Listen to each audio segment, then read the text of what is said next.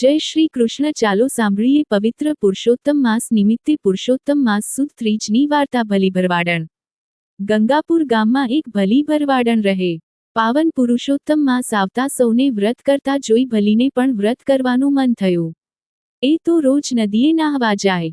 વાર્તા સાંભળે પછી આખો દિવસ બકરા ચારે અને ભગવાનનું નામ લે. એમ કરતા ઉજવણાનો દિવસ આવ્યો.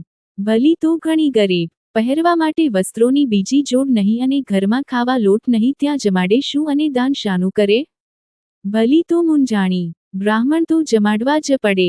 એ તો ગઈ બ્રાહ્મણને નોતરું દેવા. જઈને કહ્યું કે જુવારની ઘેંસ અને ખાટી છાશ જમવા પધારજો. બ્રાહ્મણ તો મોં બગાડવા લાગ્યા. લચચતા લાડુ છોડીને ઘેંસ ખાવા કોણ આવે? ગામમાં કોઈ બ્રાહ્મણે હા ન પાડી. ભલી તો નિરાશ થઈને રડવા લાગી. ત્યારે ગોલોકમાં બિરાજેલા પુરુષોત્તમ પ્રભુને ચિંતા થઈ. ભલીનું વ્રત અધૂરું રહે તો ભગવાનની લાજ જાય.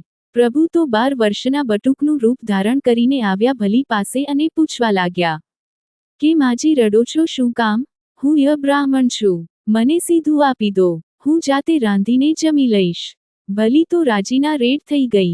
તરત સીધું આપ્યું. પ્રભુએ ઘડીકવારમાં રાંધી નાખ્યું. જમી પરવારીને વિદાય માંગી. ભલી છેક પાદર સુધી વળાવવા આવી. પાદરે આંબળાનું ઝાડ હતું. પ્રભુએ ઝાડ પર ચડી ગયા અને આંબળા પાડવા લાગ્યા. કહ્યું કે માંજી આંબળાની ગાંસડી બાંધીને ધેર લઈ જાઓ, તમારું દારિદ્ર્ય ટળી જશે. ભલીએ ગાંસડી બાંધી અને જ્યાં ઊંચે નજર કરી ત્યાં તો પ્રભુ ન મળે.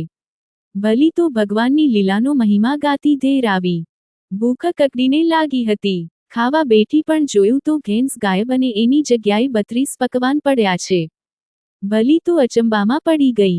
ત્યાં જ એની નજર આંબળાની ગાંસડી પર પડી. એમાં અજવાળું જોઈ ગાંસડી ખોલી તો આંબળા સોનાના થઈ ગયા છે. ભલી સમજી ગઈ કે પ્રભુજી પોતે જ પધાર્યા છે. ભલી તો વલોપાત કરવા લાગી. અરેરે, હું કેવી અભાગણી છું. પ્રભુ મારા ઘેર પધાર્યા અને હું ઓળખી ન શકી. મેં પ્રભુના ચરણ પણ ન ધોયા. મારો તો અવતાર એળે ગયો. હવે તો પ્રભુ દર્શન દે તો જ અન્ન જળ લેવા. ભલીએ અન્ન જળનો ત્યાગ કર્યો. ભલીનો દ્રઢ સંકલ્પ જોઈ પ્રભુ તરત દોડી આવ્યા. ભલીને દર્શન આપ્યા. ભલીનો અવતાર ધન્ય થઈ ગયો.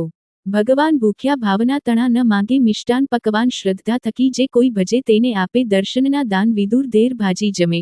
છોડે દુર્યોધનના મિષ્ટાન. ભક્તની ભીડ ભાંગે ભૂદરો. કાયા થાય કુરબાન. હે પુરુષોત્તમ નાથ, તમે જેવા ભલી ભરવાડણને ફળ્યા એવા સૌ ભાવિકને